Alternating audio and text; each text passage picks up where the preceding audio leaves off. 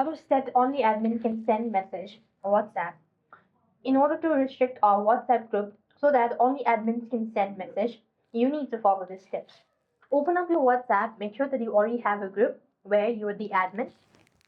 Once you open up your WhatsApp and go to the list, or what you want to do is simply you just want to open up the group chat, select the profile initials, and next you just want to make sure to go ahead and select group permissions.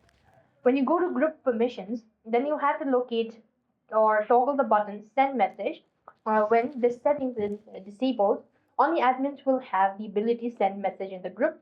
Once changed, a notification will appear in the chat informing members that only members or only admin can send a message.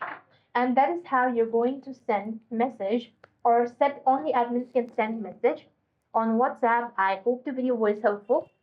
Make sure to like, share, and subscribe. Thank you for watching. See you in our next video.